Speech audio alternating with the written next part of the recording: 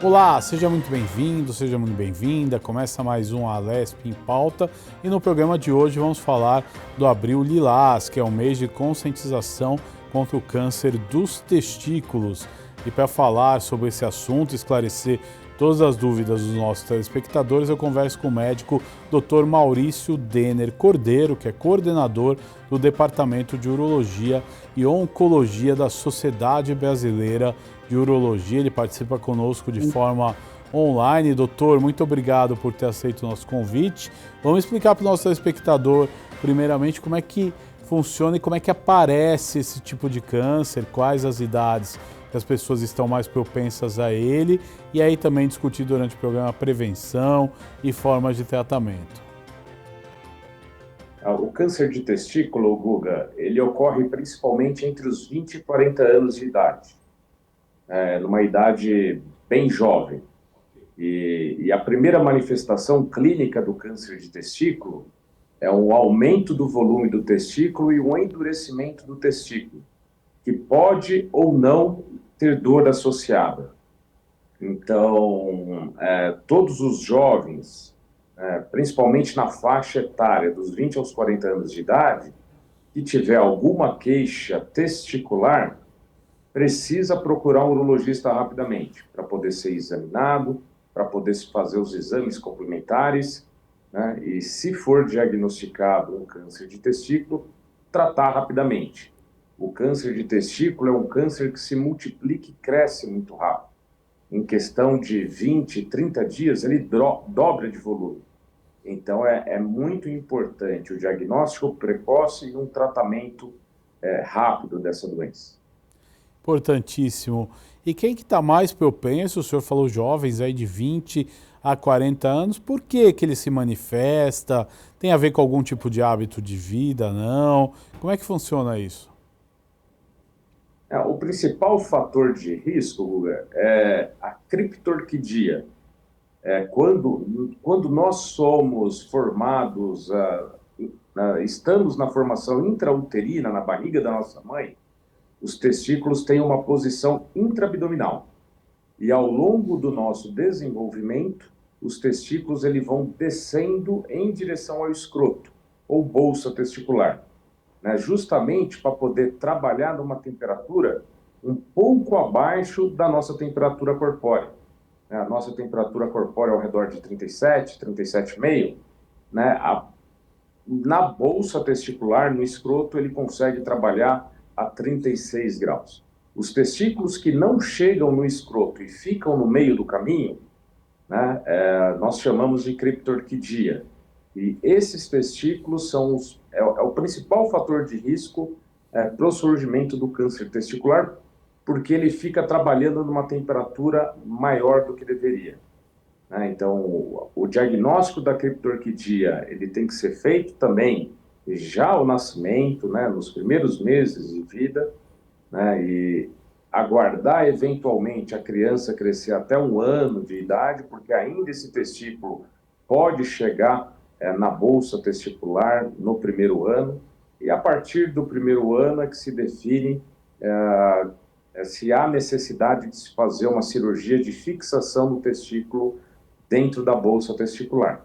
E alguns testículos ficam no meio do caminho e outros ficam totalmente intraabdominal.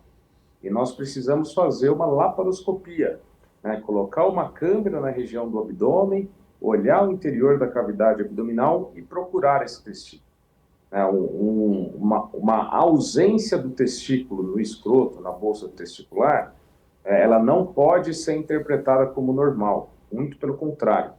É um diagnóstico de uma doença que precisa ser tratada já na infância, e mesmo quando a gente consegue colocar o testículo e fixar ele na bolsa testicular, esse testículo ainda ao longo da vida precisa ser monitorado.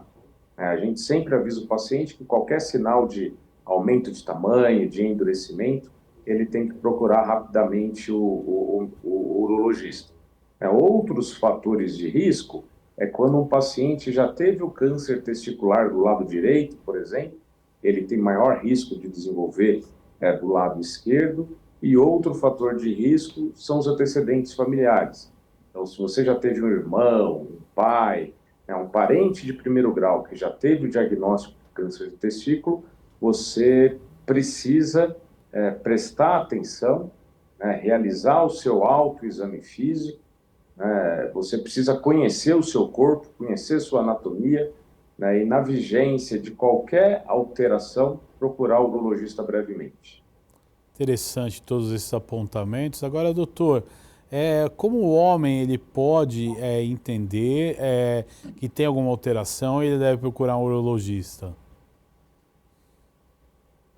O que nós orientamos para todos, principalmente os jovens, né, por causa da idade que isso acontece, é que você tem que fazer o autoexame, né? Você tem que, né, aprender a examinar o testículo, né, perceber. Nós já nascemos algumas vezes, Guga, com, né, o nosso corpo não muito simétrico. Então, o testículo direito pode ser um pouco maior do que o esquerdo e vice-versa, né? Isso pode ser normal. Então, é importante todos fazerem um autoexame, se conhecer, né, aprender como que é a consistência testicular, que é uma consistência bem, é uma consistência mais fibroelástica, né? E se notar alguma alteração, endurecimento, aumento de tamanho, uma dor que não existia, procurar o urologista precocemente, né? O exame físico do urologista já ajuda muito. Nós complementamos ainda realizando o exame de ultrassonografia Doppler para mapear os dois testículos. Fazemos marcadores sanguíneos de sangue também, porque o câncer de testículo apresenta alguns marcadores teciduais, que é a alfa-fetoproteína e o beta-HCG, né? E com um conjunto disso nós definimos o tratamento. Legal, é importante todos esses apontamentos. E o sintoma da dor, você sente dor nos testículos, ou às vezes ele é indolor e pode é, se desenvolver sem dor nenhuma, por isso o cuidado do autoexame também. Excelente pergunta, Guga. O câncer de testículo ele pode ser indolor, né? Pode ser só um aumento do tamanho e um endurecimento, e sem dor, né? Obviamente, a dor eventualmente pode estar associada também, né? Mas não pode procurar o urologista só na presença da dor, né? Porque o câncer de testículo pode ser indolor. Então, se tiver um endurecimento, um aumento de tamanho, né, precisa procurar o quanto antes, porque essa doença ela tende a crescer e aumentar de volume bem rápido. Agora, como fica, né, a fertilidade, que é o medo que muitas pessoas enfrentam após o diagnóstico do câncer de testículo? Como é que funciona a questão da fertilidade e como é que a gente pode entender isso? Isso, né? Excelente observação, porque como esse é um câncer que acontece dos 20 aos 40 anos de idade, muitos dos pacientes ainda não tiveram, né, sua prole constituída, né? Ou eventualmente tem um filho, mas deseja outros filhos. E então a avaliação da fertilidade no momento do diagnóstico é extremamente importante, né? Porque se o paciente vai ser submetido a uma cirurgia para remoção de um testículo e posteriormente corre o risco de fazer eventualmente uma quimioterapia, a fertilidade desse paciente pode alterar muito, né, devido aos tratamentos associados. Então, se é um paciente que tem o diagnóstico e ele tem desejo de ter filho, nós sempre pedimos para esse paciente fazer um congelamento de sêmen, né, ele coletar espermatozoides e deixar armazenado em um banco de sêmen, porque com isso ele pode, a qualquer momento no futuro, decidir querer ter um filho e ele tem o sêmen dele com qualidade preservado. Tem alguns pacientes, Lula, que já no momento do diagnóstico eles já têm alteração de fertilidade.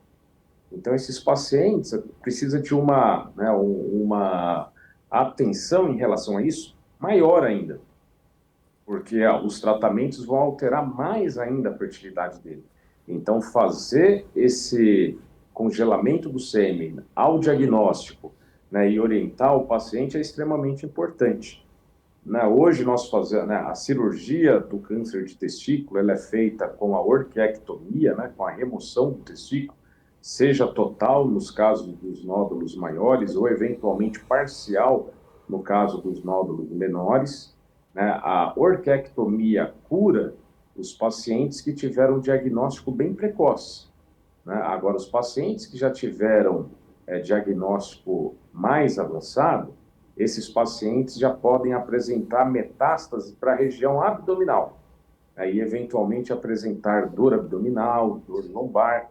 E esses pacientes que são metastáticos, eles precisam fazer quimioterapia após a orquiectomia, né? E a quimioterapia vai também ajudar a afetar a fertilidade daquele testículo único, né? Porque ele já foi submetido a uma orquiectomia e o testículo único que ele fica vai ser submetido ainda, né? Vai passar aí por um tratamento.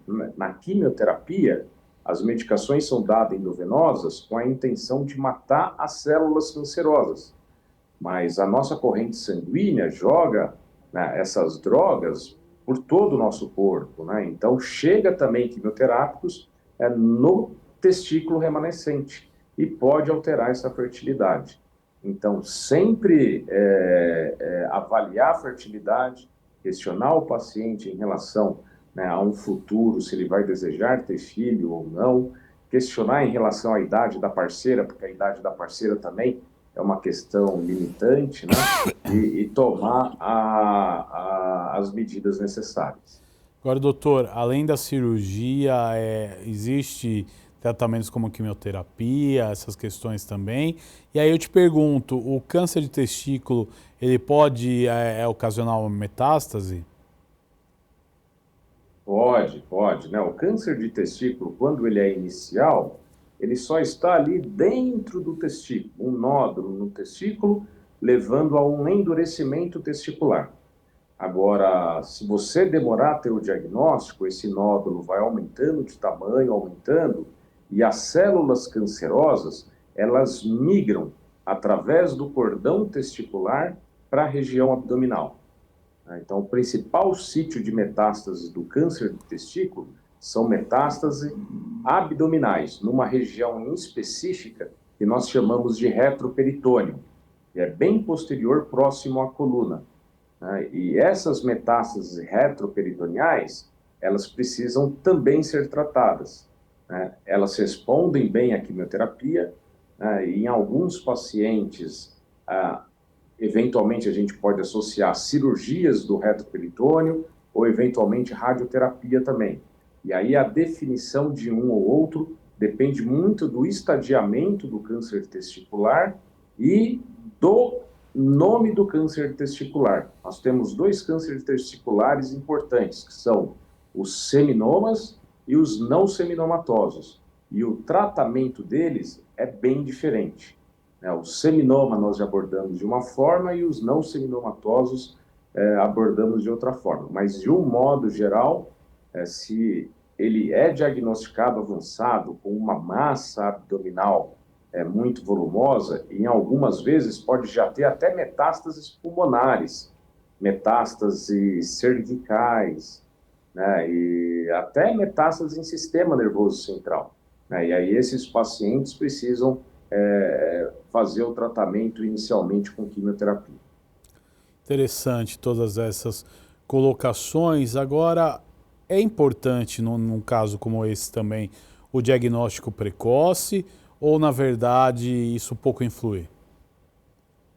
É extremamente importante o diagnóstico precoce, né? Porque o diagnóstico precoce permite nós, urologistas, curarmos esse paciente apenas com a remoção do testículo, com a orquiectomia, né? E se for muito precoce com nódulos pequenos, nós podemos fazer até a remoção apenas do nódulo, preservando o restante do testículo. Então, por isso que esse Abril Lilás, que nós fazemos na Sociedade Brasileira de Urologia, estamos divulgando ao longo de todo o Brasil, em todas as redes sociais, em veículos de imprensa, é justamente para orientar, né, os pacientes nessa faixa etária, orientar os pais, né, que têm que exigir que seus filhos, né, eles tenham um cuidado com o autoexame. Assim como a mulher faz o autocuidado, né, o autoexame da mama, o homem tem que fazer o autoexame do testículo. E não precisa ser uma coisa, todo dia ficar ali palpando o testículo, mexendo e apertando. Não é isso, não é isso, né? Mas ele ter uma rotina ali de pelo menos uma vez, duas vezes ao mês, ele tocar o testículo, ele perceber se o testículo como está, se está de uma consistência normal, se não está, né, se está endurecido, se está percebendo o aumento de volume. A gente orienta algumas vezes o paciente até ficar de frente com o espelho e se olhar para eventualmente ele perceber se existe alguma assimetria do testículo ou não, né? Porque se ele perceber algo precoce e ele chegar, nós urologistas rápido, nós conseguimos tratar esse paciente apenas com cirurgias do testículo e sem a necessidade de complementar o tratamento com químio, com rádio, né, e com outros tratamentos mais agressivos. Agora, doutor, qual que é a porcentagem, né, de tratamentos que com uma cirurgia você já resolve a situação e não depende de quimioterapia, que é um tratamento agressivo, e também de outros, de você correr risco aí de, por exemplo, do câncer se espalhar para outras partes do corpo? Um nódulo de um testículo, Guga, ao redor aí de 1,5 centímetro, 2 centímetros, a gente considera um diagnóstico precoce, né? Porque são lesões testiculares pequenas, né? Agora, esse paciente chega até a gente, né, com um nódulo tão pequeno porque ele realmente percebeu no exame físico uma alteração mais endurecida do testículo, né? E aí, ou um endurecimento, ou um aumento de tamanho, né?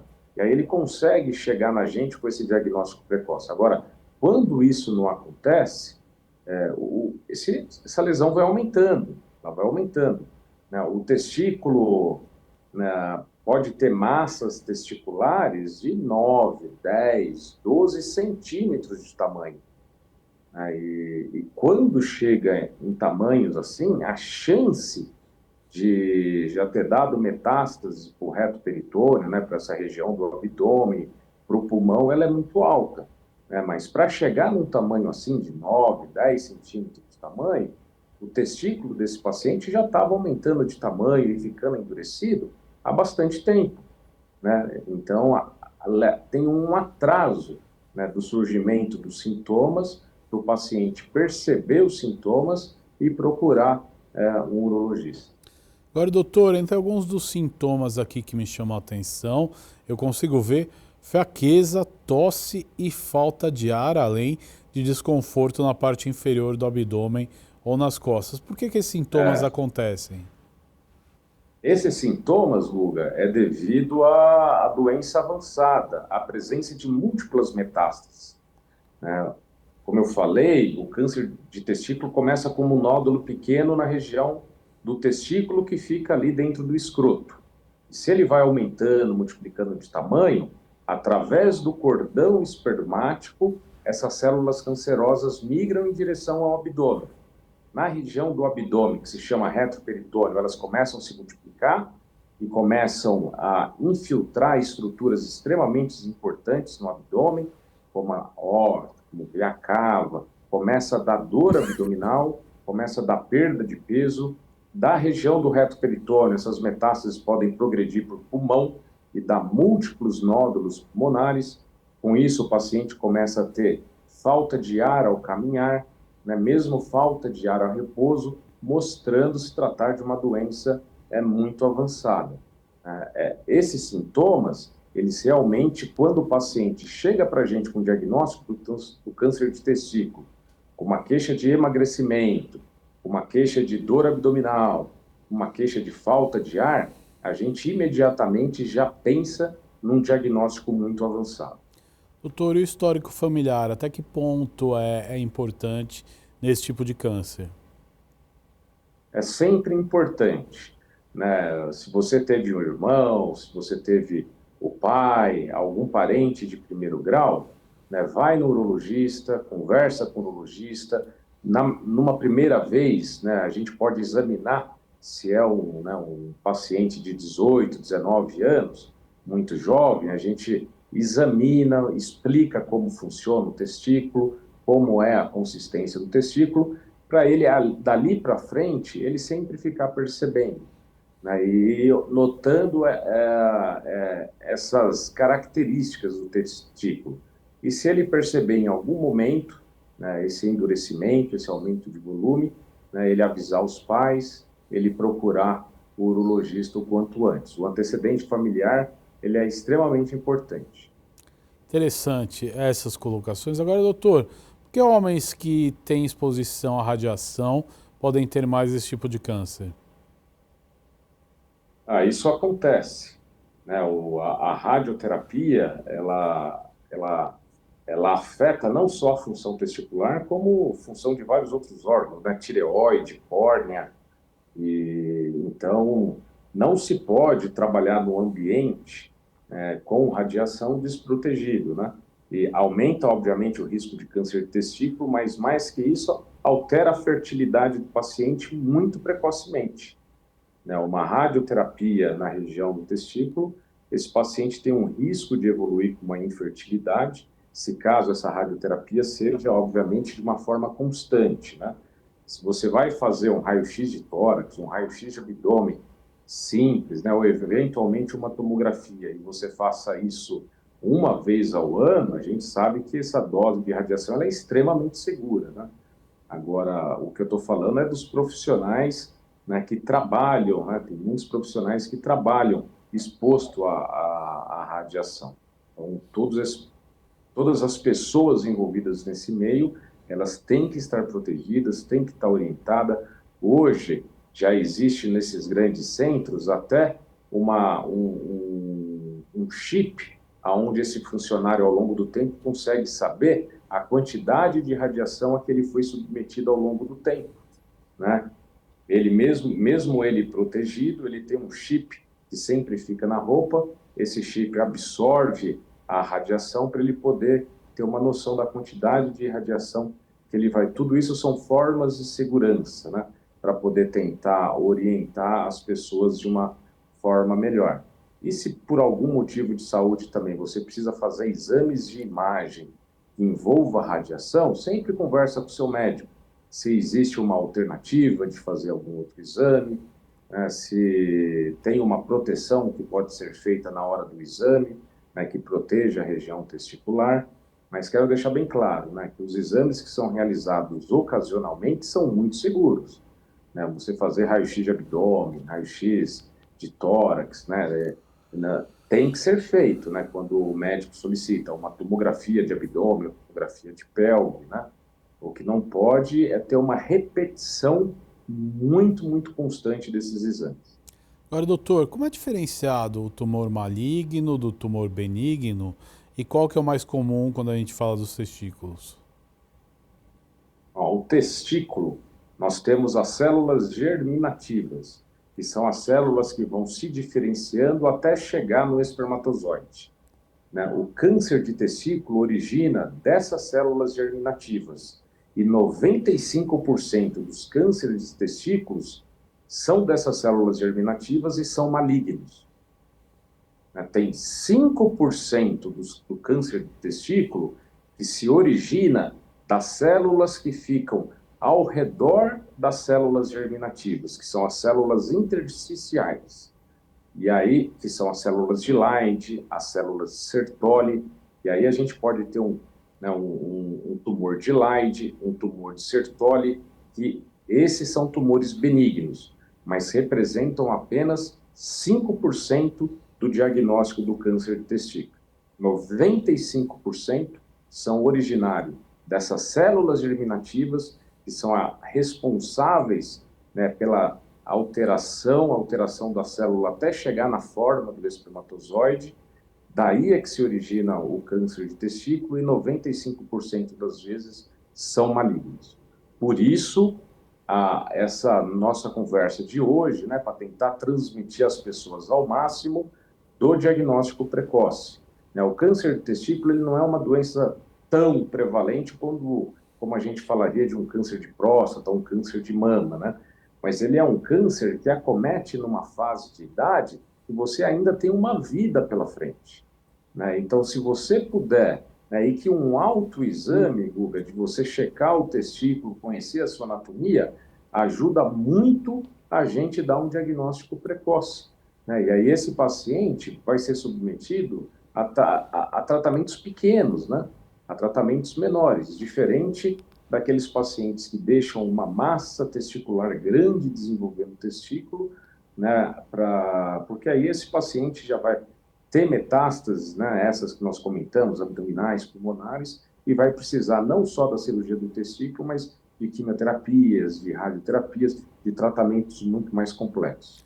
Agora, doutor, o senhor falou 40 a mais, geralmente ele é menos comum esse tipo de câncer. Por que que isso acontece? Porque, na verdade, depois dos 40, você passa a ser mais susceptível a todos os tipos de câncer.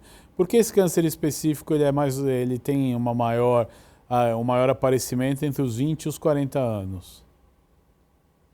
É uma característica da doença, né, Guga? As alterações genéticas que fazem parte para o desenvolvimento do câncer leva a isso, leva essa incidência nessa fase mais jovem, né? Como muitos têm essa associação com criptorquidia, né? Pode ter associação com criptorquidia, infertilidade, né? Histórias familiares, ele acaba desenvolvendo mesmo numa fase mais precoce da vida. Mas não que o câncer de testículo também não acometa paciente de 50, 60 anos de idade. Acomete sim. Nós já tratamos e já vimos pacientes acima dos 40 anos e abaixo dos 20 também, com câncer de testículo. Mas a maior concentração é realmente dos 20 aos 40 anos de idade. Agora, doutor, quais as taxas aí de sucesso num tratamento como esse? Como é que a gente pode passar para os nossos telespectadores? Tem muito sucesso no tratamento? Qual que é a mortalidade para esse tipo de câncer? O que é mais perigoso? Ele O, passar de pessoa para pessoa, passar o, para outro órgão? O que é mais comum? o sucesso, Guga, depende de como nós diagnosticamos esse câncer. Né? Se é um câncer diagnosticado precocemente com um nódulo só ali na região do testículo, esse câncer ele é muito fácil de se tratar e fácil de curar. Quando a doença já se disseminou, já deu as metástases abdominais, as metástases pulmonares, esse paciente vai precisar fazer quimioterapia. O câncer de testículo responde muito bem à quimioterapia. Essa é uma informação que é uma informação importante. A gente vê massas testiculares de metástase muito volumosas, elas desaparecerem ou diminuírem muito de tamanho. Então, responde muito bem à quimioterapia, né? E esses pacientes têm chance de ficar curados. Mas quanto maior é o volume de doença, na região do abdômen, na região do reto peritônio, esse paciente, eventualmente, a gente sabe que tem alguns que falham a resposta da quimioterapia e a doença progride, né? E aí nós acabamos vendo pacientes extremamente jovens, né, sendo aí levados por uma doença muito grave, né, e que faltou ali um diagnóstico precoce. Doutor, nós estamos caminhando já para os momentos finais do nosso programa, mas para a gente encerrar, eu gostaria que o senhor desse uma orientação para o nosso telespectador de quanto em quanto tempo deve procurar um urologista e esse exame, esse autoexame, ele deve ser feito de quanto em quanto tempo também. Exato. Para todos os homens, né, Guga? Os homens acima dos 45 anos de idade, eles têm que anualmente procurar um urologista. Não por conta do câncer de testículo, mas sim pelo câncer de próstata. O câncer de próstata começa a surgir acima dos 45 anos de idade. E agora, dos 20 aos 40 anos de idade, o principal tumor maligno é o câncer de testículo. Então, qualquer alteração testicular nessa faixa etária, não demore para procurar um urologista. Procure ele o quanto antes. Tenha um hábito, né, uma rotina na sua vida, né, de mensalmente, né, de pelo menos, eventualmente, uma vez por semana, examinar o testículo, sentir a consistência, perceber o tamanho do seu testículo. E se você perceber que em algum momento ele aumentou de tamanho, ficou mais endurecido, procure o urologista o quanto antes, tá bom? Porque isso nos ajuda a diagnosticar precoce e a chance de cura é muito alta, tá bom? Por isso que o mês Lilás é o primeiro mês que nós abordamos e tentamos conscientizar a população masculina em relação a isso, porque apesar de não ser um tumor tão prevalente quanto o de próstata, por exemplo, é um tumor que acomete os homens numa faixa etária muito precoce da vida, né? E dos 20 aos 40 anos de idade é o principal tumor maligno que acontece no homem. Então, com qualquer dúvida, por favor, entre em contato com a SBU, nos mande mensagem, entre em contato pelas redes sociais, que nós orientamos e nós explicamos em relação aos cuidados necessários. Doutor Maurício, eu quero agradecer a sua presença conosco nesse Alesp em Pauta. Uma próxima oportunidade para a gente falar mais sobre essas doenças que são tão sérias e tem que ter tanta prevenção como é, por exemplo, o câncer de testículos. Muito obrigado. Exato, Hugo. Muito obrigado pelo convite. É um prazer tentar esclarecer essa doença, que ela é extremamente importante, tentar trazer mais informação para a nossa sociedade. E é muito bonito, né? E a gente tem que tentar melhorar, ver o homem cuidando cada vez mais da sua saúde, né? A gente tem que, né, fazer mais exames, procurar mais os médicos. As mulheres começam isso de uma forma muito precoce na vida, por conta dos exames ginecológicos que precisam ser feitos, e muitas vezes os homens só vêm no nosso consultório porque eles são levados pelas mulheres, pela filha, pela esposa, pela sobrinha, né? E nós homens precisamos ter essa consciência de que cuidar da nossa saúde é extremamente importante, tá bom? Então não deixa algum sintoma a surgir e ficar sem procurar um médico por muito tempo, né? Na presença de qualquer sintoma do testículo, endurecimento e aumento do volume, procure nós, urologista, o quanto antes. Muito obrigado pela participação, doutor. E este foi mais um Obrigado. Alesp em Pauta, falando do Abril Lilás, que é um mês de conscientização contra o câncer de testículo. Você pode ver e rever este e outros programas em nosso canal no YouTube. Até um próximo encontro. Tchau.